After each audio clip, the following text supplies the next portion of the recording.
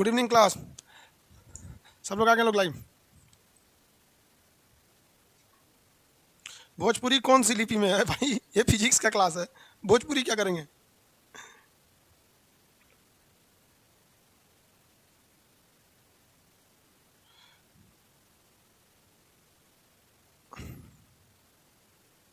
चलिए बाबू आज स्टार्ट करते हैं हम लोग।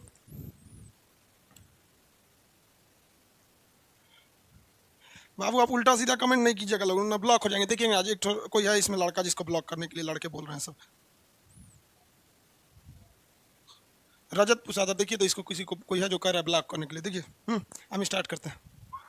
उल्टा सीधा जो कमेंट करे ब्लॉक कर दीजिए। देखिए वो हम लोग फिजिक्स स्टार्ट करते हैं तो रेलवे टारगेट बैच के हिसाब से या फिर आपका जो भी एग्जाम्स होते हैं उसको ध्यान में रख के अगर आप देखेंगे तो फिजिक्स को स्टार्ट करिएगा तो आपका फिजिक्स का पहला चैप्टर आता है यूनिट। लेकिन आपको भी पता है इससे अब जो ट्रेंड चल गया है यूनिट से क्वेश्चन लगभग ना के बराबर। और दूसरा डायमेंशन, यूनिट एंड डायमेंशन। तो यूनिट डायमेंशन से आप क्वेश्चन उतना नहीं आते हैं, इसलिए इस चैप्टर को हम लोग लास्ट में डील कर लेंगे, किसी एक दिन में ये हो जाएगा। ये कब पढ़ना होता है यूनिट एंड डायमेंशन को? उस लड़के को बढ़िया पढ़ाना है जो अभी हाल ही में मैट्रिक पास किया है और जिसको यूनिट एंड डायमेंशन में बहुत प्रॉब्लम आता है। तो ये उसके लिए है यूनिट एंड डायमेंशन। इंटर में जब आप पढ़ते होंगे यूनिट एंड डायमेंशन तो 1 महीने पढ़ाया जाता होगा इसको, बीमा निकालने का ये वगैरह, वेक्टर वगैरह पूछता है इसमें। तो इसको हम लोग ना लास्ट में चैप्टर में करेंगे, क्योंकि अभी नहीं करेंगे, क्योंकि अभी यंग जब नया नया क्लास रहता है ना तो एनर्जी ज्यादा रहती है और इसी सब कुछ सीखने में निकाल देंगे ना एनर्जी लॉस हो जाता है, फिर मजा नहीं आएगा। तो हम लोग सीधा स्टार्ट करते हैं मोशन से, ठीक है? यूनिट एंड डायमेंशन को हम लोग लास्ट में देखेंगे।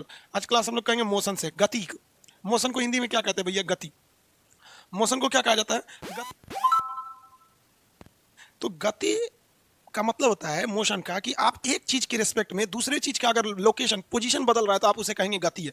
जैसे आप देखिए ध्यान से, ये 2 रेखाएं हम खींच रहे हैं, ये दोनों रेखाएं एक दूसरे के हिसाब से गति में नहीं है क्योंकि दोनों एक साथ गई हैं सब। लेकिन अगर आप देखिए, अब हम 2 रेखाएं खींच रहे हैं, एक को पहले खींच दी, एक को बाद में खींच दी, अब आपको गति लग रहा होगा। तो कभी भी जो मोशन होता है ना, ये आप मोशन कर रहे हैं या मोशन नहीं कर रहे हैं, मतलब गति में है या नहीं है, आप दूसरे को देखकर पता कर सकते हैं, खुद को देखकर पता नहीं कर सकते हैं। समझ में गया? ट्रेन में आप बैठे होंगे, अचानक जैसे मान लीजिए ट्रेन स्टेशन पे है, अगर ट्रेन स्टार्ट होती है, झटका लगा तो आपको पता ही चल जाता है कि नहीं ट्रेन स्टार्ट हो गई। लेकिन कभी कभी ट्रेन काफी स्मूथली स्टार्ट हो जाती है, तो जब ट्रेन स्मूथली स्टार्ट होती है तो आप अचानक बाहर देखते हैं तो अरे ट्रेन खुल गई क्या? समझ में आया कि नहीं? आज गला थोड़ा सा मेरा बज गया, तो प्रॉब्लम हो रहा होगा आप लोग को सुनने में, तो माइक की गड़बड़ी नहीं है बाबू, गला ही बज गया है मेरा।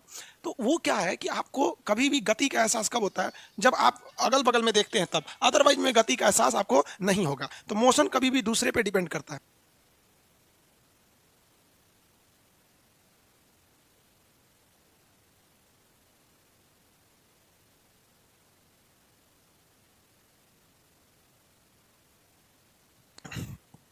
ठीक है, चलिए अब आगे देखते हैं हम लोग। मोशन समझ में आ गया? जैसे अभी देखिए कोई एक चीज है, दो चीजें हैं एक साथ डायरेक्शन में मोशन कर रही है, तो ये इसको देखेगा और ये इसको देखेगा, इसलिए ये इनको लगेगा कि हम मोशन ही नहीं कर रहे हैं, हम रुके हुए हैं। जैसे अभी जैसे हम और आप सब लोग को लग जाता होगा कि हम लोग रुके हुए हैं, लेकिन अगर पृथ्वी को देखिएगा चंद्रमा से तो पृथ्वी घूम रही है, तो हम लोग को लगता है कि हम तो जमीन पे खड़े हैं, हम कहाँ मोशन कर रहे हैं। तो आपके हिसाब से हम मोशन नहीं कर रहे हैं, इस बोर्ड के हिसाब से हम मोशन नहीं कर रहे हैं, लेकिन अगर आप चंद्रमा पे जाके हमको देखिएगा तो पूरी पृथ्वी घूम रही है। तो मोशन जो होता है कभी भी ये डिपेंड करता है किस पर? दूसरे से, यानी रिलेटिव मोशन दूसरे से। इसलिए जब कभी भी 2 ट्रेनें एक डायरेक्शन में चलती हैं, दोनों का डायरेक्शन सेम हो जाता है और दोनों की स्पीड सेम हो जाती है, तो आप यही नहीं बता पाते हैं कि ट्रेन चल रही है या नहीं। फिर आप इधर नहीं देखिएगा, इधर देखिएगा, तब पता चलता है कि नहीं भाई ट्रेन मोशन में है। तो गति तो समझ में आ गया। गति हम करते क्यों हैं? तो गति करने से हम दूरी को तय करते हैं। गति करने से, मोशन करने से हम कुछ दूरी तय कर लेते हैं। जैसे हम यहाँ से मोशन करके यहाँ आए हैं तो कुछ ना कुछ डायरेक्शन तय कर लिए, दूरी तय कर लिए। तो दूरी क्या होता है? किसी 2 पॉइंट के बीच के डिस्टेंस को, जो लंबाई होती है उसी को हम दूरी कहते हैं। जैसे हम यहाँ ए से, ये कोई पॉइंट था ए, यहाँ से एक सड़क गई थी बी के लिए और एक सड़क गई थी सी के लिए, ऐसे सी। तो आदमी कैसे जाता है? जिधर से सड़क रहता है वहीं से ना जाता है कि आप किसी का घर तोड़ के घुस जाते हैं। तो यहाँ से हमको जाना था सी तक के लिए, लेकिन जो सड़क थी वो ऐसे जाके ऐसे थी, तो ये हो गई हमारी लिए डिस्टेंस यानी दूरी। तो दूरी क्या चीज होता है? एक जेन्युइन तरीका होता है किसी भी जगह चलने का, इसे हम लोग इंग्लिश में डिस्टेंस कहते हैं। ये 2 पॉइंट के बीच की एक लेंथ को दर्शाता है। समझिएगा ध्यान से, कमेंट पे ज्यादा ध्यान नहीं देंगे वरना आप फिजिक्स है समझ नहीं पाएंगे आप लोग। सर आपका पूरा नाम क्या? आनंद कुमार। क्या करेंगे पूरा नाम जानकर? सर 1 लाइव क्लास में डाटा ज्यादा कंज्यूम कर रहा है, इसको ध्यान से दीजिएगा जी, इसमें बहुत लड़का का कह रहा है। चलिए देखिए आगे, कंसंट्रेट होकर समझिए। तो डिस्टेंस समझ में आ गया। अब कमेंट पे ध्यान नहीं देंगे, अब हम आधा घंटा तक कमेंट नहीं पढ़ने वाले हैं। ये हो गया इसका डिस्टेंस। लेकिन इसी डिस्टेंस में एक खराबी होती है, डिस्टेंस जो है ना वो ज्यादा लंबाई को तय कर देता है। तो मान लिया कि ये 2 किलोमीटर जगह था, ये 3 किलोमीटर था, तो टोटल इसकी डिस्टेंस की कितनी हो जाएगी, 2 किलोमीटर ये वाली लंबाई और 3 किलोमीटर ये लंबाई, यानी 2 + 3 ये टोटल 5 किलोमीटर लंबाई चल दिया। तो डिस्टेंस कभी हमेशा डिपेंड करता है कि रास्ता किधर से है, ये ज्यादा लंबा रास्ता ले जाता है। लेकिन इसी से छुटकारा पाने के लिए एक नए चीज को फिजिक्स ने जन्म दिया, उसको कहते हैं विस्थापन। विस्थापन, विस्थापन को इंग्लिश में कहते हैं डिस्प्लेसमेंट। डिस्प्लेसमेंट, देखिए इंग्लिश हिंदी में कोई प्रॉब्लम नहीं आता है, खास करके साइंस में। इंग्लिश हिंदी से क्या मतलब है, दोनों बोला जाता है इनको। विस्थापन कहता है कि भाड़ में गया इंसानियत, भाड़ में गया रास्ता, हम तोड़ के चलेंगे सीधे। हम कैसे चलेंगे, सीधे, घर द्वार रास्ता में है तोड़ दो, खेत होता है हिल जाओ खेत में, कोई मतलब नहीं है। जबकि आप जान रहे हैं कि रास्ता ऐसे है करना, खेत में से घुस जाओ, आगे गढ़ा है कोई दिक्कत नहीं है, किसी का घर आया है उसमें तोड़ ताड़ के घुस जाओ। समझ में आ गया कि नहीं आ गया, किसी को दिक्कत? तो यहां वाला में ये क्या चीज है, ये डिस्प्लेसमेंट है। डिस्प्लेसमेंट में ये मायने नहीं रखता है कि रास्ता क्या है, डिस्प्लेसमेंट में मायने ये रखता है कि हम कम से कम शॉर्टकट कैसे जाएं, चाहे घर द्वार आए तूर तार के निकल जाओ, उसी को क्या कहेंगे, डिस्प्लेसमेंट। तो डिस्प्लेसमेंट जो होता है हमेशा कम जगह लेता है, इसीलिए कभी भी डिस्प्लेसमेंट से टाइम कम लगेगा। हवाई जहाज से यात्रा टाइम कम लगने के दो रीजन होते हैं। एक, हवाई जहाज की स्पीड भी ज्यादा होती है, दूसरा हवाई जहाज को ट्रेन की तरह ऐसे ऐसे रास्ता नहीं पड़ना पड़ता। कभी ट्रेन देखते होंगे ऐसे घुमा है, सड़क देखते होंगे ऐसा, जहाज को नहीं, सीधे दिल्ली से पटना सीधे ऐसे, दिल्ली से मुंबई सीधे जाता है एकदम ऐसे। अगर बीच में कोई बहुत ऊंचा जैसे हिमालय जैसा पहाड़ नहीं है तो जहाज अक्सर क्या करता है, डिस्प्लेसमेंट तय करता है। तो एक चीज तो आप समझ गए कि सर डिस्प्लेसमेंट में ही फायदा है, डिस्टेंस में फायदा नहीं है। लेकिन कभी कभी क्या होता है, गड़बड़ ये हो जाती है कि डिस्टेंस और डिस्प्लेसमेंट बराबर हो जाता है। जैसे एक कल्पना कीजिए, ध्यान से देखिए, ये एक पॉइंट है जिसका नाम है 1 और ये पॉइंट है जिसका नाम है 2, ठीक है। अब हम खड़े हैं किस पॉइंट पे, पॉइंट नंबर 2 पर खड़े हैं और हमको जाना है पॉइंट नंबर ए पर। तो हम यहां से पॉइंट नंबर 1 पर चले गए, तो ये मेरी दूरी हो गई। अब बताइए और अगर हम कहते हैं कि नहीं शॉर्टकट से जाओ, तो भैया शॉर्टकट से दूसरा कोई रास्ता ही नहीं है इसी को भी दूरी भी कह लीजिए, इसी को डिस्प्लेसमेंट भी कह लीजिए। तो कभी कभी मामला फंस जाता है। मामला कब फंस जाता है कि जब किसी रास्ते के लिए कोई शॉर्टकट नहीं रहता है, तो उस लॉन्ग कट को ही आदमी शॉर्टकट स्वीकार कर लेता है। जैसे ये तो भैया दूरी थी, क्या था, दूरी था, लेकिन कभी दूसरा कोई रास्ता ही नहीं था कि हम जाएं, इससे छोटा कोई रास्ता ही नहीं था कि हम जा सके। तो कभी कभी क्या होता है कि जो विस्थापन होता है ये दूरी के बराबर होता है, लेकिन अमूमन जो होता है जो डिस्प्लेसमेंट है वो छोटा ही होता है, कभी कभी बराबर होता है। तो इसलिए एक इक्वेशन याद रखेंगे, जो दूरी होता है ना, दूरी ये हमेशा बड़ा होता है, किससे, विस्थापन से। किससे बड़ा होगा, विस्थापन से। लेकिन कभी कभी विस्थापन को शॉर्टकट का मामला नहीं मिल पाता है, तो ये दोनों बराबर हो जाते हैं। तो एक ऐसे साइन बना दिया जाता है, इस साइन का नाम होता है कब्बो कब्बो। समझ रहे हैं कि रेयर केस में कबो कबो। तो इसका मतलब क्या है, ध्यान से समझिए, ये कहना क्या चाह रहा है, इसमें 2 ठो साइन है, ऊपर वाला का मतलब है बड़ा वाला। तो ये क्या कह रहा है कि दूरी बड़ा होता है किससे, विस्थापन से। दूरी बड़ा होता है विस्थापन से। इसका मतलब होता है कबो कबो। कबो कबो समझते हैं, मतलब रेयर केस में। तो ये कह रहा है कि दूरी कबो कबो बराबर हो जाता है विस्थापन से।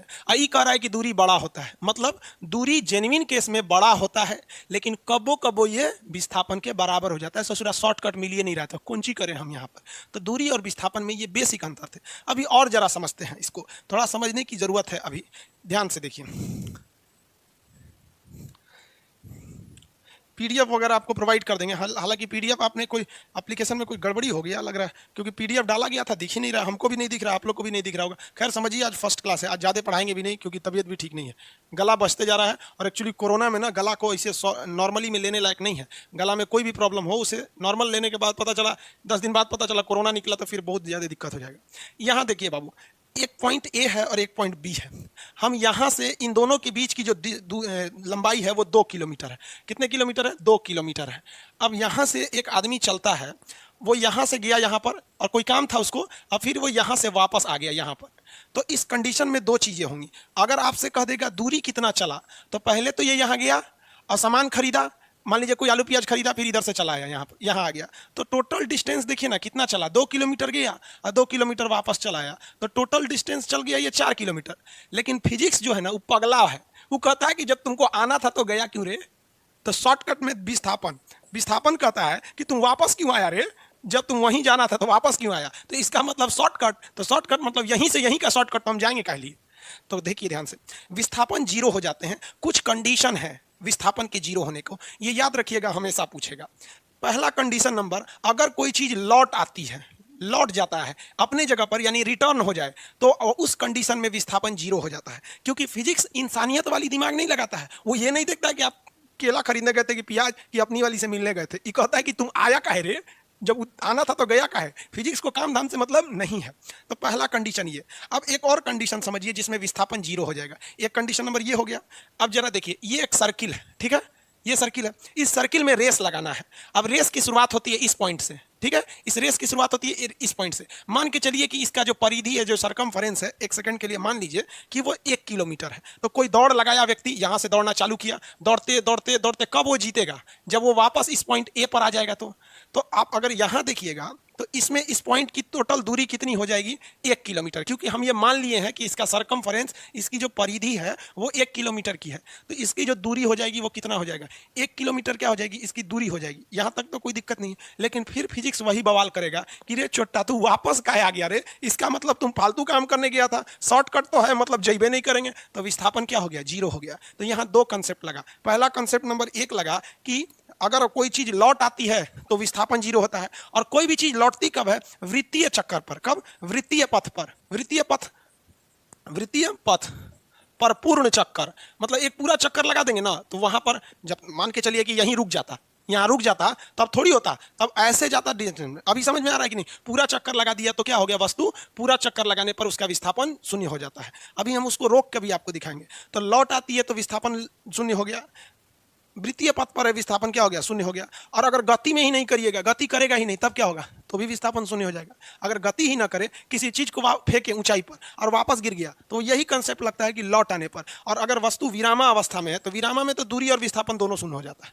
दूरी भी, अब चुपचाप खड़े हैं तो दूरी कहाँ तक है, शून्य हो गए, तो ये जीरो हो जाते हैं डायरेक्शन, किसी को कोई दिक्कत नहीं। अब एक और चीज इसमें समझिए, कभी कभी उल्टा काम हो जाता है। किसी व्यक्ति को जाना था कहाँ पर, सपोज कीजिए कि ए से उसको जाना था बी पर, तो ऐसे गया वो अलग अलग डायरेक्शन से यहाँ पर, ऐसे करके या बी पे। तो ये टोटल दूरी क्या होगी, इसकी लंबाई, इसकी लंबाई, इसकी ऐसे जोड़ेंगे। लेकिन डिस्टेंस, डिस्प्लेसमेंट जोड़ना है तो इस तरह से जोड़ेंगे। मतलब शॉर्टकट में ही आपको डिस्टेंस और विस्थापन को जोड़ना है। विस्थापन जो होता है, इसके लिए एक डायरेक्शन फिक्स होता है। मतलब किसी भी चीज का शॉर्टकट अगर आपको निकालना है, तो आपको पता है ना कि कौन से डायरेक्शन से जाएंगे तो शॉर्टकट फिक्स हो जाएगा। तो अब दूरी के लिए तो कोई टेंशन नहीं है, कैसे भी जाइए, बस आपको डेस्टिनेशन तक पहुंच जाना है। और विस्थापन का मतलब डेस्टिनेशन तक पहुंचना है, लेकिन शॉर्टकट में पहुंचना है। तो कहेगा क्या दूरी तय करने के लिए कोई खास डायरेक्शन की जरूरत है, तो नहीं, इसके लिए कोई डायरेक्शन की जरूरत नहीं है। लेकिन कहेगा कि क्या विस्थापन यानी डिस्प्लेसमेंट के लिए किसी खास डायरेक्शन की जरूरत है, तो एकदम बिल्कुल जरूरत है। डायरेक्शन के लिए, डिस्प्लेसमेंट के लिए खास डायरेक्शन की जरूरत, अदरवाइज में आप इधर उधर चले जाएंगे। तो जिसमें डायरेक्शन की जरूरत होती है उसे कहते हैं वेक्टर क्वांटिटी यानी सदिश राशि, और जिसमें डायरेक्शन की जरूरत नहीं रहती है उसे कहते हैं स्केलर यानी अदिश राशि के नाम से जानते हैं। तो दूरी हो गई अदिश राशि, विस्थापन हो गया सदिश राशि। कभी कभी एक चीज क्वेश्चन पूछता है कि दूरी और विस्थापन में एक चीज पूछ देता है, जो विस्थापन होता है यानी डिस्प्लेसमेंट, ये पॉजिटिव भी हो सकता है और निगेटिव भी हो सकता है और जीरो भी हो सकता है। पॉजिटिव का मतलब जिस डायरेक्शन में दूरी गया है, बात समझिए, ये यही समझिए, बहुत जरूरी है ये पॉजिटिव निगेटिव समझने वाला। यही लड़का नहीं समझ पाता है, इसको मिटा के नीचे लिखते हैं ताकि समझाने में इजी रहेगा। देखिए,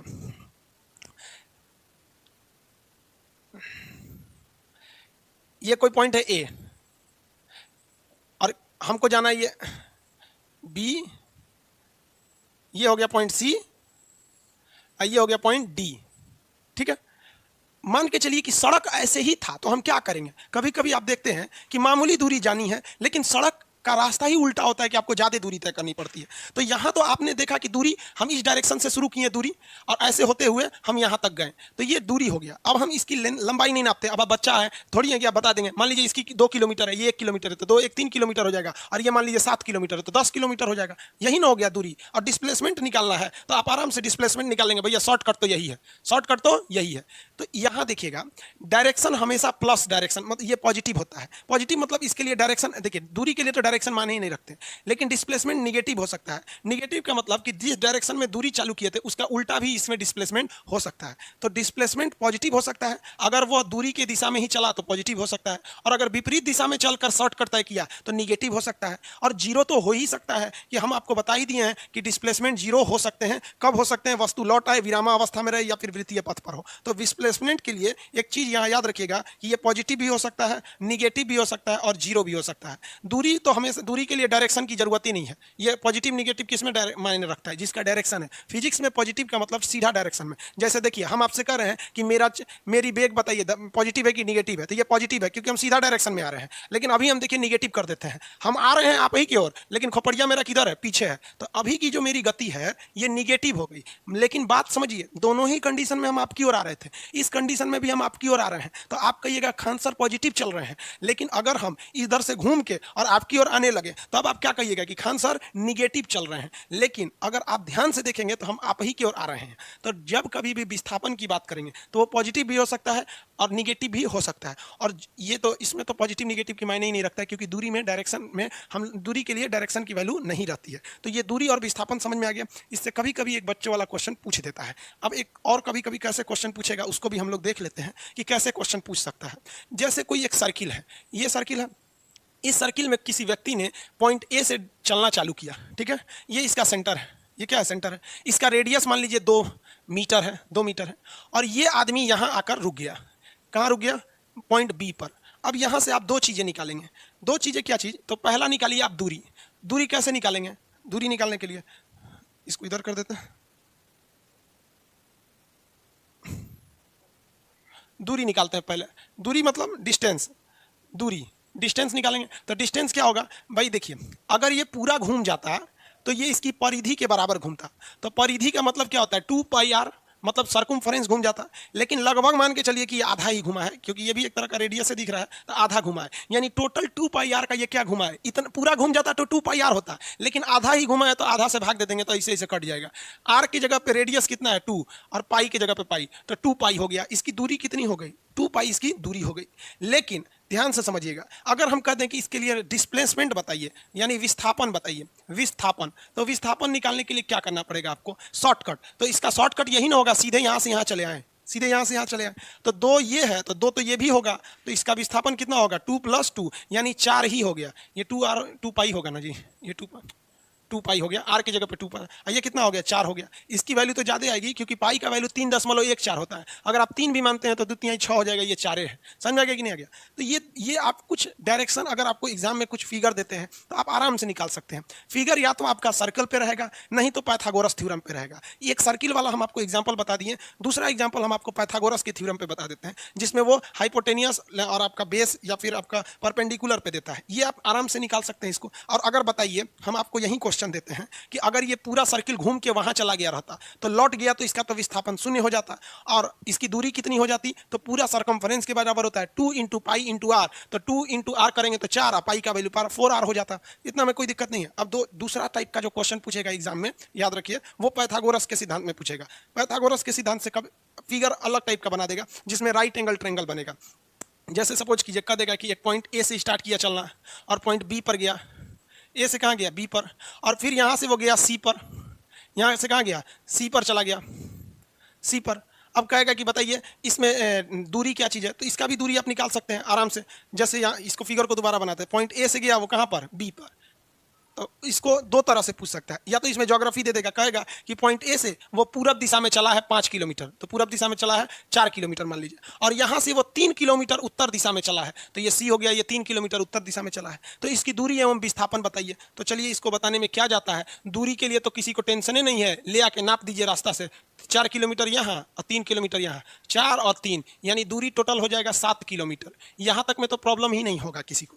लेकिन डिस्प्लेसमेंट कहेगा तो बबुआ 2 एगो रास्ते है, एगो इसका पाइथागोरस थ्योरम बना दीजिए। आप पढ़े होंगे पाइथागोरस थ्योरम, जिसमें मैथ में टेक्नोमेट्री पूरा इसी पर ही है। ये कैसे निकालेंगे? ये हम आपको बच्चा वाला चीज़ थोड़ी बताएंगे बाबू, ये तो निकाल ही सकते हैं। हालांकि नहीं निकाल पाते हैं तो बता देते हैं। इसे हम लोग कहते हैं कर्ण।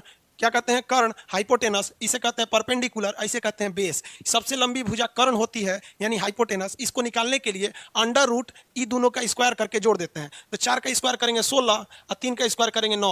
16 9 25, बाहर निकलेगा 5। यानी अगर हम इसका डिस्प्लेसमेंट की बात करें तो इसका जो डिस्प्लेसमेंट होगा वो पाइथागोरस थ्योरम पर चला गया। विस्थापन यानी डिस्प्लेसमेंट इंग्लिश में कहेंगे तो ये कितना हो जाएगा? 5 हो जाएगा। तो आप बताइए, दूरी तो हमेशा बड़ा रहता ही है, कभी कभी ना बराबर हो जाते हैं। तो या तो आपको पाइथागोरस, इसके बाद भी आपको फिगर को कॉम्प्लिकेटेड करेगा ना, तो यहीं से एक और पाइथागोरस बना देगा, एक और पाइथागोरस को यहां से ड्रॉ कर देगा और कुछ नहीं करेगा। आप ये तो समझ रहे होंगे मेरे ख्याल से, ये बच्चों की चीज है। आप अगर फिजिक्स को कंसंट्रेट होकर पढ़ेंगे प्रेम से तो आप बड़ी अच्छे से समझ जाएंगे। आप हमारे दोनों चीज को पढ़ाने का अंदाजा अलग देखते होंगे। बायोलॉजी में पढ़ाने में हम बहुत एग्रेसिव रहते हैं, लेकिन फिजिक्स बड़ा प्रेम से पढ़ाते हैं, क्योंकि जानते हैं फिजिक्स सबको बाउंस कर जाता है। फिजिक्स बहुत नॉर्मल चीज है, बस आप उसको बाउंस करने मत दीजिएगा। देखिए आपको ये एक आइडिया लग गया, इसके बाद एग्जामिनर क्या करेगा, उस ससुरा और खखोरेगा, कहेगा कि एगो पाइथागोरस यहां लगवा देते हैं, एगो एकरा से फिर लगवाएंगे कहीं ना कहीं। तो चलो भैया हम लोग फिर कहीं ना कहीं लगा ही देते हैं पाइथागोरस। चलिए देखिए कैसे फिर पूछ सकता है। कहेगा कि एक व्यक्ति है जो पॉइंट ए से 4 किलोमीटर चलता है पॉइंट बी के लिए, चलो भैया, फिर 3 किलोमीटर चलता है पॉइंट सी के लिए,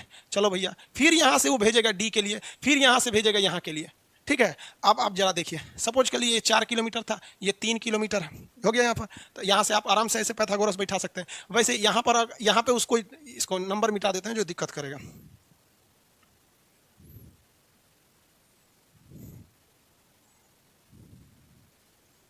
चलिए यहाँ हो गया। इसके बाद इसका कोई एक नंबर दे देगा, मान लीजिए इसका दे दिया आपका 8 दे दिया, और इसका दे दिया 6 दे दिया, ऐसे लंबाई दे देगा आपको। अब आपसे कहेगा दूरी निकालिए, तो दूरी में क्या जाता है, सबको आप क्या कर देंगे, जोड़ देंगे। डायरेक्शन में आप सबको क्या कर देंगे, जोड़ के रख देंगे। जोड़ेंगे कैसे, देखिए 4 यहाँ है, 3 यहाँ है, 4 3 7, ऐसे जोड़ते जाइए, 4 + 3 + 8 + 6 हो गया। अब जोड़ के निकाल लेंगे, यहाँ पर निकाल लेंगे कि नहीं निकाल लेंगे, कितना हो गया भाई, देखिए 4 और 3 7, और 7 और 8, 7 और 8 कितना हो गया 15, और 7 8 15, और 15 और 6 कितना हो गया 21, हो गया ना। आप आराम से जोड़ते रहिएगा।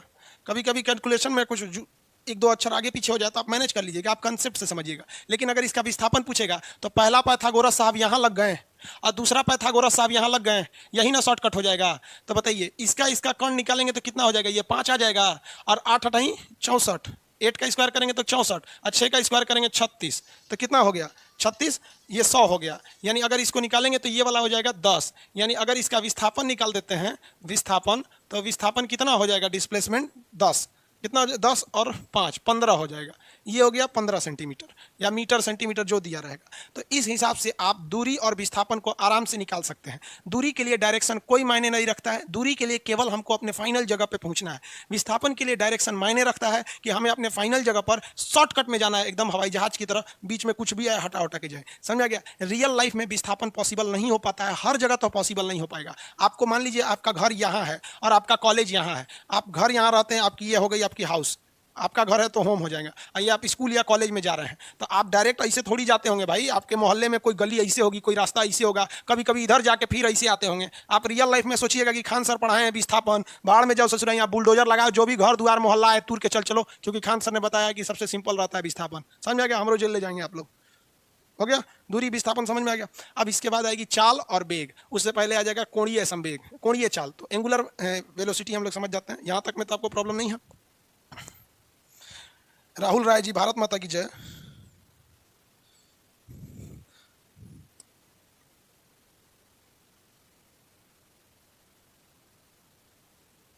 समझ में आ रहा है आप लोग को, किसी को कोई दिक्कत नहीं, बड़ा शांति से पढ़ रहा है सब एकदम।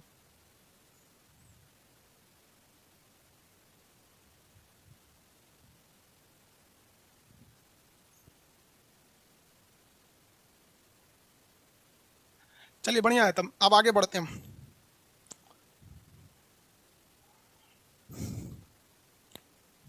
आगे बढ़ते हैं, किसी को कोई दिक्कत नहीं है। सर फिर एक बार समझा दीजिए, आप लेट से आए तो फिर दोबारा कैसे समझाएं। सर क्लास, अच्छा गला ज्यादा फंस गया है।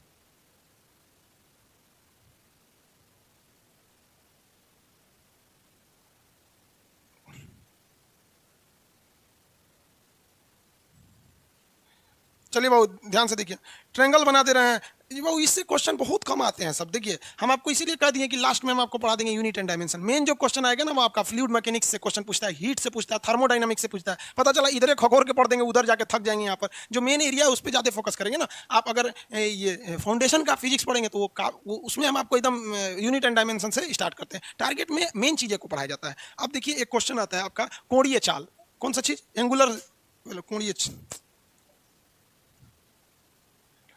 कोणीय चाल, कोणीय चाल।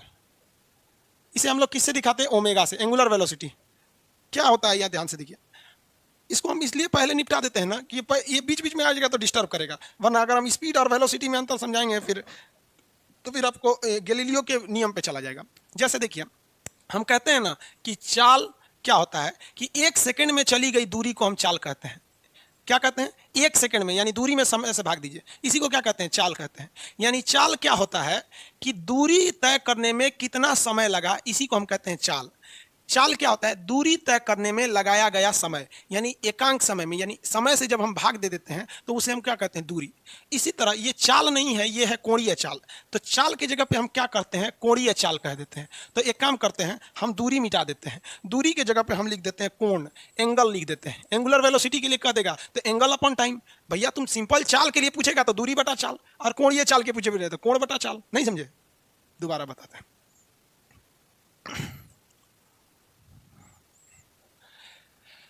पहला, अगर सिंपल कहेगा चाल तो क्या होगा? कितना दूरी तय कर रहा है और दूरी तय करने में कितना समय लगा रहा है, इसी को ना चाल कहते हैं। ये हो गया। लेकिन इसी को हम दूसरा मॉडिफाई करके कहेंगे कोणीय चाल।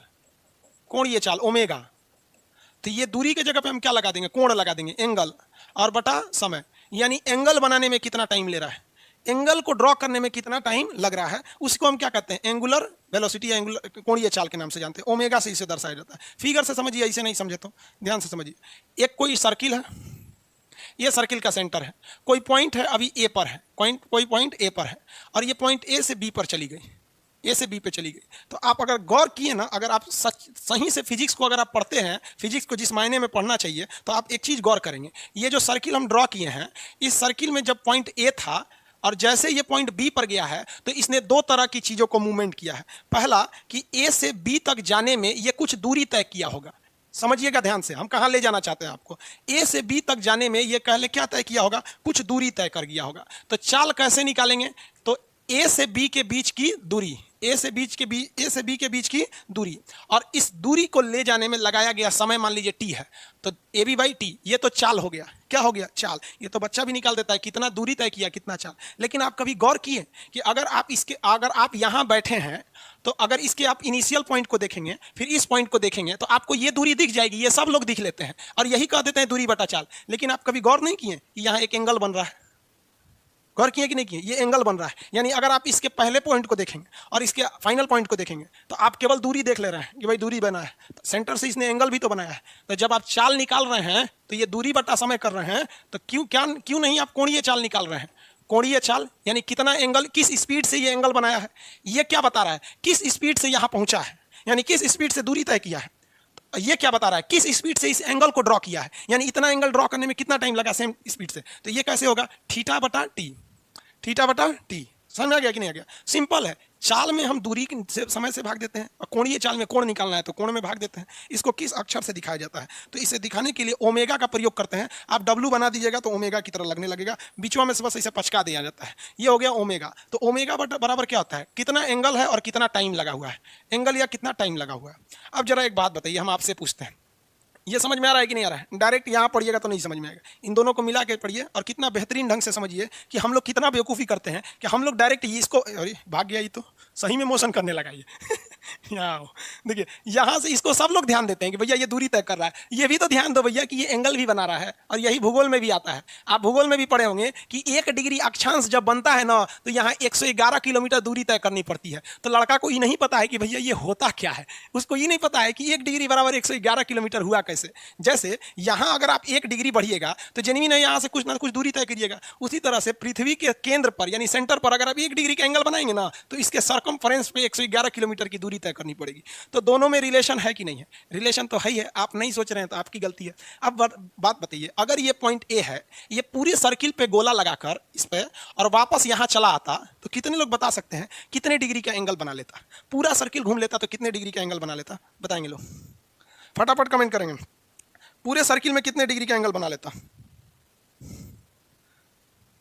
0 डिग्री बोल रहे हैं मनोज कुमार। 0 डिग्री गलत है, 0 डिग्री नहीं होगा, गलत है। 360, हाँ वेरी गुड।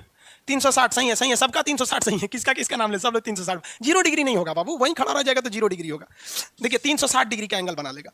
तो अगर एक कंप्लीट सर्किल की बात करेंगे, एक किसी भी कंप्लीट सर्किल में, तो हमको एंगल कितना मिलेगा, 360 डिग्री का एंगल मिलेगा। तो 360 डिग्री यहाँ हो जाएगा। तो हम यहाँ ये लिख सकते हैं, आप बताइए हम गलत तो नहीं लिख रहे हैं, कि ओमेगा बराबर 360 डिग्री बटा टी। कब? फुल राउंड, एक पूरा सर्किल या एक फुल राउंड मार दे तब। अगर एक पूरा राउंड मार दे तो हम थीटा की जगह पे 360 लिख सकते हैं। ये हमारा अधिकार है, बचपन से फिजिक्स ने हमें दे रखा है। पॉलिटी में हम आपको पढ़ाते हैं, भाग 3 ने मूल अधिकार दिया है उसी तरह मैथ ने हमको भी कुछ मूल अधिकार दिया है। जहां गोला दिखा मार दे 360, जहां अगर सीधा इधर घूम गए 180 और टुकुर टुकुर हुए खड़ा है 0 डिग्री। समझ आ गया? ये मूल अधिकार है, भाग 3 में है, पॉलिटी में नहीं, मैथ में। एक और मूल अधिकार है देखो हम लोग के पास। एक बात बताओ, आप लोग जरा ध्यान से देखिए इसे। हम इस ओमेगा को ओमेगा छोड़ देते हैं और इस 360 को हम 2 गुणे 180 भी तो लिख सकते हैं, इसमें कोई बुराई नहीं है। 2 गुणे 180 में कोई बुराई नहीं है। और अगर आप पढ़े हैं डिग्री और रेडियन को, तो डिग्री को अगर रेडियन में बदलते हैं तो पाई लिख सकते हैं। 100 पाई की वैल्यू कितनी डिग्री होती है बता सकते हैं? पाई कितने डिग्री को बोलते हैं? पाई को अगर आप डिग्री में निकालेंगे, देखिए पॉइंट को डेसिम पाई, ये जो पाई होता है ना, पॉइंट को अगर फ्रैक्शन में निकालेंगे तो 22/7 होता है, डिग्री में पॉइंट में निकालेंगे 3.14 होता है। हम पूछते हैं डिग्री, इसको डिग्री में बोलिए।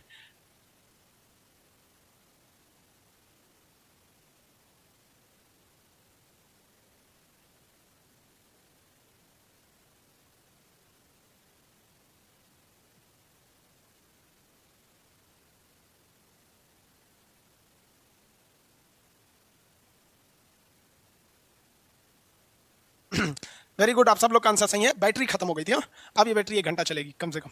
अब बैटरी नहीं खत्म होगा। आइए आगे बढ़ते हैं, इसको तो छोटा कर देते हैं ताकि सब एक ही पास रहे। इसको हम लिख सकते हैं ओमेगा बराबर 2 पाई बाई टी, लिख सकते हैं कि नहीं? ओमेगा बराबर 2 पाई बाई टी, ये मेरा बन गया फॉर्मूला। ये क्या बन गया? मेरा फॉर्मूला बन गया, हो गया, सिंपल फॉर्मूला हो गया ये। इसी को कहेंगे फिजिक्स। अब इस फार्मूला पे सवाल लगने लगेंगे। कैसे सवाल लगेगा भैया? अभी मजाक मजाक में फार्मूला बना दिए लोग। क्यों? क्योंकि फार्मूला जब बना है तो सवाल पूछेगा। सवाल पूछना है, देखिए हम सवाल पूछते हैं। जो घड़ी होती है, इसकी जो सेकंड वाली सुई होती है, सेकंड वाली जो सुई होती है ना, सुई जो सबसे फास्ट चलती है, सेकंड वाली सुई, इस सेकंड वाली सुई का ओमेगा कितने लोग निकाल सकते हैं?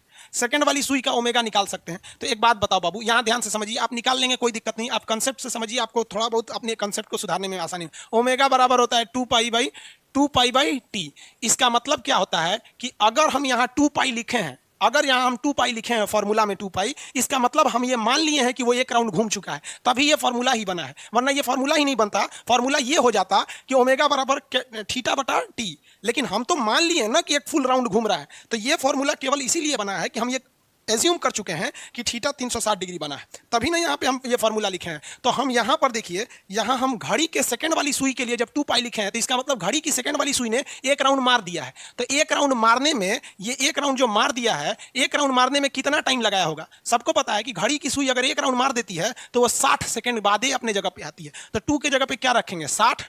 2 की जगह पे क्या रखेंगे? 60। काट दीजिए इससे इसको, ओमेगा बराबर हो जाएगा पाई बाई 30। ओमेगा बराबर पाई बाई 30। समझ आ गया कि नहीं आ गया? सिंपली हम यहाँ 60 क्यों रखे हैं? क्योंकि हमने फॉर्मूला ही बनाया है 1 राउंड को हिसाब से। तो सेकंड की सुई जब भी 1 राउंड चलेगी तो जेन्युइन बात है कि वो कितने डिग्री घूम चुकी रहेगी, मतलब 360 डिग्री बनाने के लिए उसे कितना टाइम लगेगा? 60 सेकंड। अब आपको हम देते हैं क्वेश्चन, आप बनाइए, हम देखते हैं। आपसे हम क्वेश्चन पूछते हैं कि आप मिनट वाली सुई के लिए बताइए, मिनट वाली सुई कितना देर में? मिनट वाली सुई, इसका आपको क्या निकालना है? ओमेगा निकालना है। फटाफट बताइए। हम अब नहीं बताएंगे, आपको कमेंट करके इसका आंसर देना है। कॉपी कलम लेके बैठिएगा, फिजिक्स पढ़ने बैठे हैं, मुहावरा सुनने नहीं बैठे।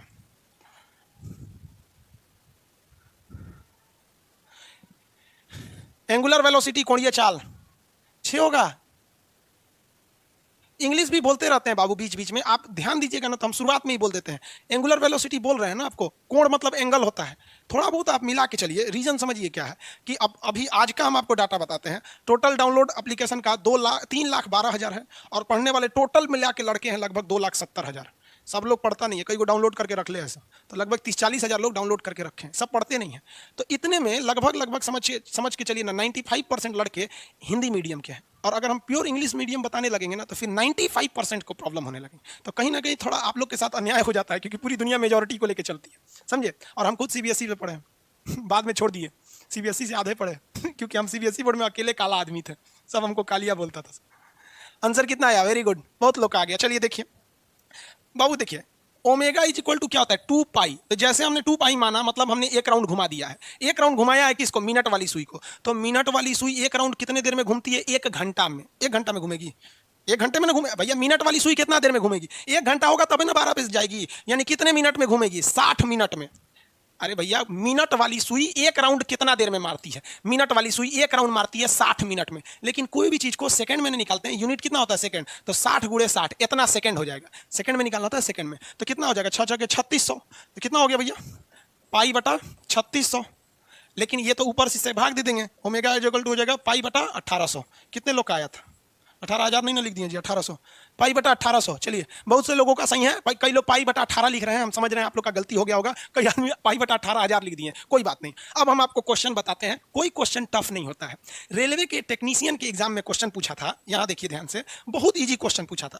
क्वेश्चन कह रहा था कि किसी घड़ी के लिए उसकी सेकेंड वाली सुई, किसकी? सेकेंड वाली सुई और उसके मिनट वाली सुई, सेकंड वाली सुई और उसके मिनट वाली सुई का रेशियो क्या होगा? What will the ratio of a clock of its second जो होता है आर्म एंड मिनट्स आर्म। तो जो सेकंड वाली सुई और मिनट वाली सुई के कोणीय चाल का अनुपात, कोणीय चाल का क्या निकालना है? अनुपात।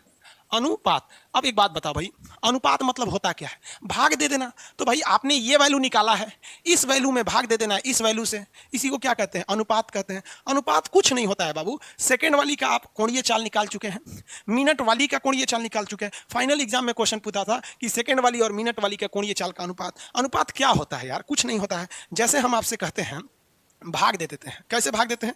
10 में भाग दे देते हैं 5 का। 10 में भाग दे देते हैं किसका? 5 का। तो यही अनुपात है। अनुपात क्या है? भागफल होता है। अरे भाई, अनुपात क्या चीज है? भाग होता है। किसी चीज में क्या होता है? भाग लगा होता है। उसी को हम क्या कहते हैं? अनुपात कहते हैं। समझ में आ गया कि नहीं आ गया? इसको ऐसे भाग दे दीजिए 10 रेशियो। अच्छा, हो गया कि नहीं हो गया? किसी को दिक्कत? यही हो गया रेशियो। आप किसी चीज में रेशियो निकाल लीजिएगा। तो यहाँ क्वेश्चन जो पूछ रहा है आपका, सेकंड वाला मिनट वाला, तो सेकंड वाला ऊपर रख दीजिएगा, मिनट वाला नीचे रख दीजिएगा। जो भाग आएगा उसको बना दीजिएगा। समझ में आया कि नहीं आ गया? किसी को दिक्कत? अरे भैया नहीं समझा लोग, अभी कमेंट कर रहा लोग नहीं समझे। हाँ गुड गुड भाई। रेशियो आप लोग कुछ कुछ उल्टा निकाल दे रहे हो लोग। रेशियो उल्टा निकालो। देखिए जिसका रेशियो पूछता है, देखिए ध्यान से, अगर पूछ रहा है कि सेकंड का रेशियो मिनट से, तो इसको ऊपर रखिएगा, इसको नीचे रखिएगा। जैसे हम क्या कर रहे हैं, 10, ये क्या चीज है? 10 अनुपात 5, यानी 10 में भाग लगा है किसका? 5 का। देखिए कैसे लिखा जाता है, कुछ अलग से नहीं है बबुआ। यहाँ देखो, इसको हम क्या लिख सकते हैं? ये रेशियो ससुरा भाग है। रेशियो क्या है? भाग है। इनमें से लकड़ियां निकाल के फेंक दिया है। देख रहे हो, 10 रेशियो 5 क्या है? भाग है। ये जो बिंदु है ना, लकड़ियां फेंक दिया है बीच में। तो लकड़ियां फेंक देंगे तो खाली है ये ना बचेगा। अब पहले ही कैसे था? ऐसे था। अब जैसे मान लीजिए कोई आदमी ऐसे खड़ा है 10 है, इसको ऐसे बिछला दीजिए। ऐसे मान लीजिए सड़क के बिछलेगा तो खोपड़ी चल जाएगा पीछे, आधे हो जाएगा आगे। तो ये 10 हो जाए, बिछलाएगा तो 10 ही रह जाएगा, 5 ने फेंका जाएगा। में भाग लगल था, भाग लगा दीजिए, लकड़ियां गायब कर दीजिए। लकड़ियां गायब कर देंगे तो 5 रेशियो है, हो गया। किसी को दिक्कत? आगे बढ़ जाए। तो ये हो गया आपका एंगुलर मोमेंटम। एंगुलर मोमेंटम नहीं जी, एंगुलर वेलोसिटी। अब आइए एक चीज पर, कहाँ गया वो फिगर जिस पे बनाए थे? हाँ यहाँ है। हाँ भैया फिगर वाले। अब यहाँ देखिए ध्यान से, आप सब लोग बस बस बस कमेंट नहीं कीजिए, बस सही है।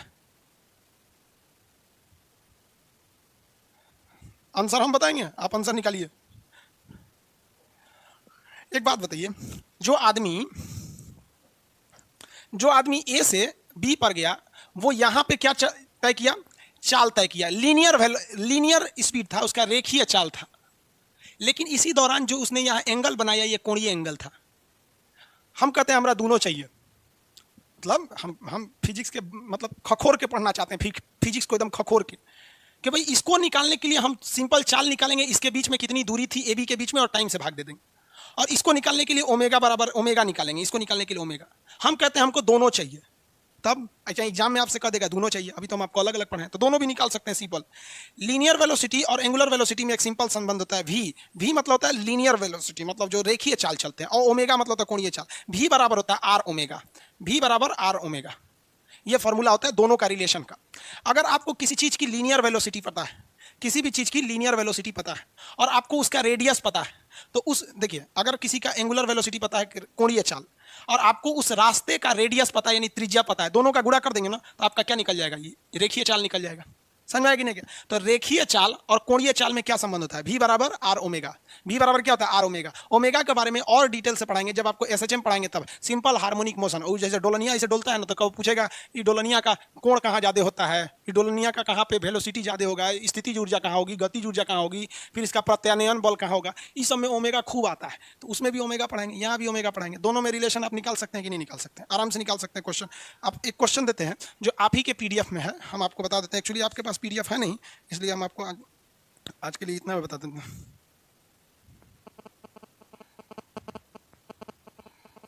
एक क्वेश्चन है कि 3 मीटर लंबी घड़ी के सेकंड वाली सुई का रेखीय चाल निकालिए। 3 मीटर लंबी, ये आपके मटेरियल में है बाबू। हम गलती से आज पीडीएफ जो है ना लेट मतलब डाल दिए हैं, लेकिन आ ही नहीं रहा। अब वो डेवलप टेक्निकल टीम देखेगी तो आज आपको पीडीएफ उसका देगी, इसलिए आज पीडीएफ नहीं हो पाएगा आपका।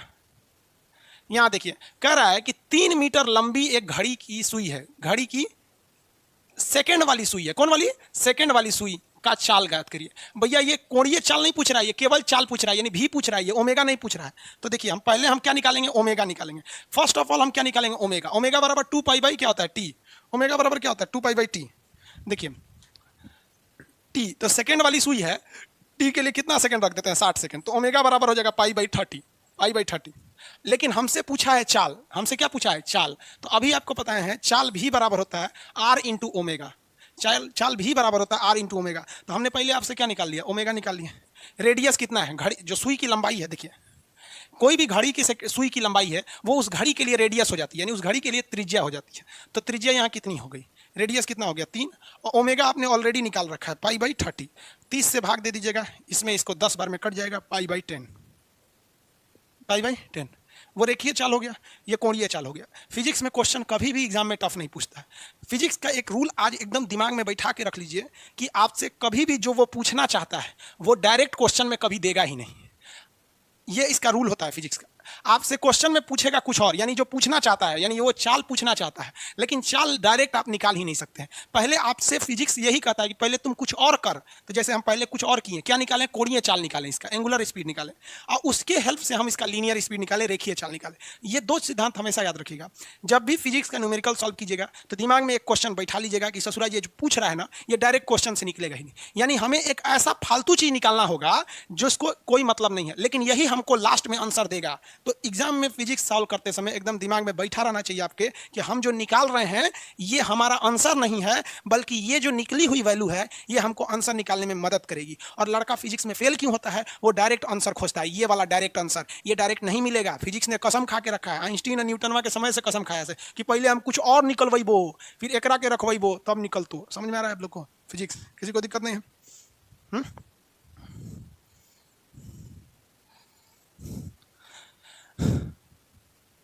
बहुत हार्ड है ये सब भाई। हार्ड नहीं है। आप इंटर में होम साइंस लिए थे क्या? वो नॉर्मल चीजें हैं ये सब चीजें।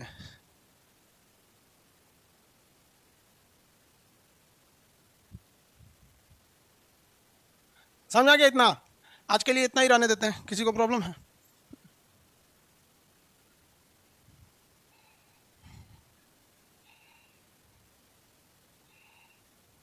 अच्छा फिजिक्स देखिए क्या कर रहे हैं अमन कुमार जी। सर आपसे अनुरोध है कि फिजिक्स का पीडीएफ आज ही डलवा दी। आज ही डलवा दिए, लेकिन पता नहीं कहाँ चला गया एप्लीकेशन में दिख ही नहीं रहा है डलवा देंगे। मैथ का ट्रिग्नोमेट्री कंप्लीट करा दीजिए सर। अब हम मैथ कहाँ से पढ़ाएंगे आपको? स्पीड और वेलोसिटी में क्या डिफरेंस होता है ये कल बताएंगे। स्पीड और वेलोसिटी में क्या डिफरेंस होता है? वही डिफरेंस होता है जो डिस्टेंस और डिस्प्लेसमेंट में होता है।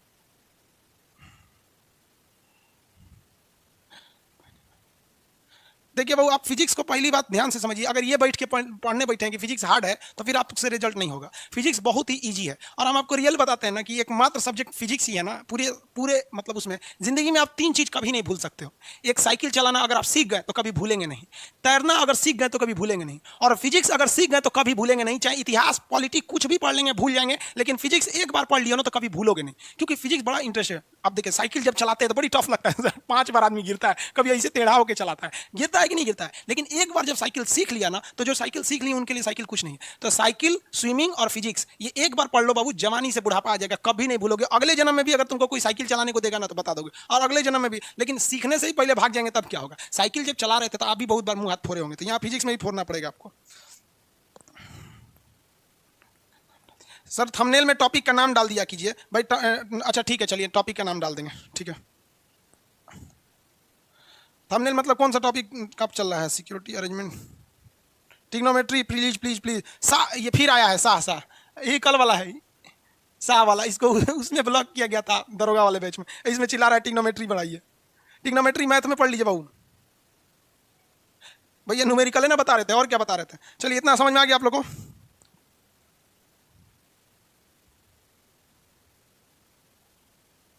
हो गया।